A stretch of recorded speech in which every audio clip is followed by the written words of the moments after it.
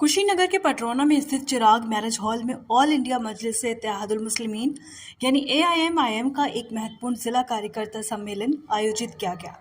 जी हां, इस कार्यक्रम का आयोजन कुशीनगर एआईएमआईएम के जिला अध्यक्ष शहबाज अहमद की अगुवाई में हुआ, जिसमें पार्टी के कार्यकर्ताओं और पदाधिकारियों ने उत्साहपूर्वक हिस्सा लिया।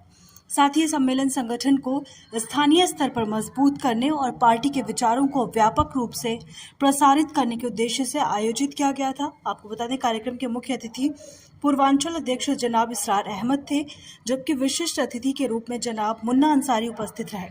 वहीं शहबाज अहमद ने कहा कि कार्यकर्ता ही इस संगठन की रीढ़ हैं और उनकी एकजुटता और मेहनत से ही एआईएमआईएम कुशीनगर में अपने लक्ष्यों को प्राप्त कर सकती है।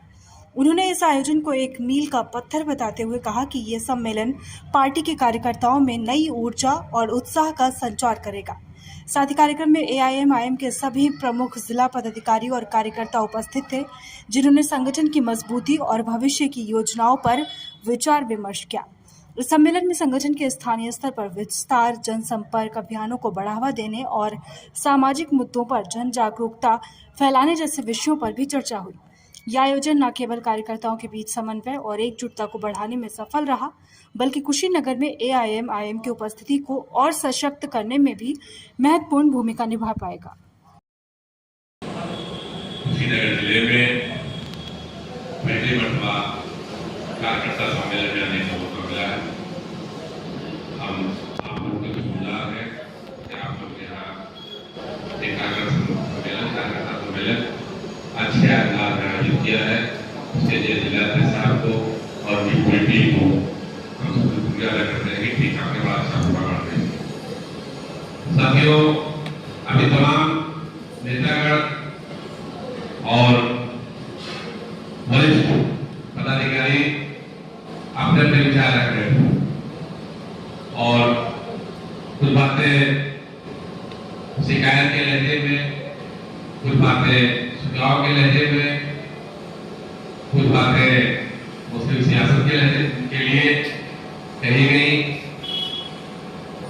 मैं एक बात जो कहना चाहता हूं ये है कि जब तक हमारे लोग ये बात नहीं समझ सके कि हमको आगे मजलिस इत्तेहादुल मुस्लिमीन का साथ भी क्यों देना चाहिए।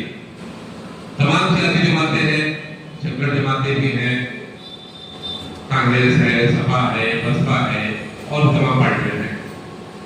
उन सियासी जमातों से मजलिस इत्तेहादुल मुस्लिमीन में क्या फर्क है और हम मजलिस इत्तेहादुल मुस्लिमीन के साथ क्यों खड़े हो। जब तक ये बात आदमी के दिमाग में क्लियर नहीं होगी, जब तक जहनी तौर पर आदमी इस बात के लिए तैयार नहीं होगा कि हम जिस मिशन के लिए खड़े हो रहे हैं यही वो मिशन है, इकलौता मिशन जिसके साथ हमको खड़े होना चाहिए। जब तक इस अंदाज में और इस नजरिए के साथ आदमी किसी मिशन में लगता नहीं है, तब तक आप किसी के लिहाज में, किसी पद की लालच में, किसी लाभ की लालच में या सामाजिक प्रतिष्ठा के अनुसार किसी संस्था से जुड़ते। जब तक वैचारिक रूप से संस्था से नहीं जुड़ेंगे, तब तक आप अपने मिशन को आगे बढ़ाने के लिए काम नहीं कर पाएंगे। चुनाव आएंगे तो चुनाव लड़ने के लिए, कुछ लोग चुनाव के बाद अगले चुनाव लड़ने के लिए तैयारियां करने के लिए पार्टी से जुड़ते। ये जो देखने में आया, मेरा जो समझाने का पॉइंट है वो ये है कि आखिर हम मजलिस इत्तेहादुल मुस्लिमीन के साथ क्यों हो।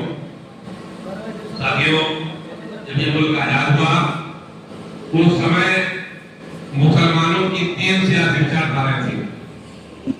एक मुस्लिम लीग, जिसका मकसद ये था कि हम एक आजाद मुल्क लेना चाहते हैं और उसमें वो कामयाब हुए। यहाँ से गए, उनके साथ साथ उनकी विचारधारा भी चली गई। फिर बचे हुए हिंदुस्तान में, आजाद हिंदुस्तान में 2 विचारधारा के मुसलमान पाए जाते। एक मजलिस इत्तेहादुल मुस्लिमीन को मानने वाले लोग, जिनका ये कहना था कि हम हिंदुस्तान की सरजमीन में मुसलमानों की अपनी एक सियासी जमात बनाना चाहते हैं और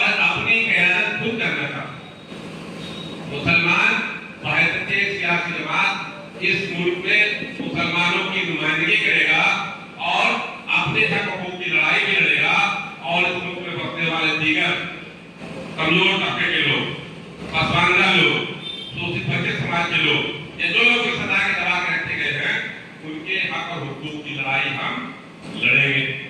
ये मिशन था उस समय भी मजलिस इत्तेहादुल मुस्लिमीन का जो हैदराबाद में मौजूद। दूसरा एक मिशन था मौलाना अबुल कलाम आजाद का। मौलाना अबुल कलाम आजाद का ये कहना था कि हिंदुस्तान में बसने वाले मुसलमानों, तुम्हें अपनी सियासी जमात बनाने की जरूरत नहीं, अपना नेता बनाने की जरूरत नहीं। इस कांग्रेस को अपनी पार्टी मानो, कांग्रेस के नेताओं को अपना नेता मानो, कांग्रेस के लोग तुम्हारे हक और हुकूक की हिफाजत करेंगे। ये दूसरा नजरिया था और बदकिस्मती से इस दूसरे नजरिए की क़यादत एक आलिम कर रहा था। इस मुल्क में ज्यादातर लोग गरीब थे, मुस्लिम समाज के लोग गरीब थे, किसान थे, खतियान थे, कमजोर थे और उन्होंने मौलाना अबुल कलाम आजाद की चूंकि आलिम थे उनकी बात में लब्बैक कहा। लगभग 95-97% मुसलमानों ने मौलाना अबुल कलाम आजाद के कहने से कांग्रेस को अपनी सियासी जमात मानी, कांग्रेस को अपनी पार्टी मानी, कांग्रेस के साथ खड़ा। आजादी के बाद जिस दिन आजादी का पहला सूरज उदय हुआ उसी दिन मुल्क में हिंदी राष्ट्रभाषा घोषित की गई, उर्दू जुबान समाप्त कर दी गई। उस समय कैबिनेट में शिक्षा मंत्री हुआ करते थे मौलाना अबुल कलाम आजाद और मुसलमानों के हक में जिस तरह के पहले हुए नाके थे मुंह नहीं बोलते।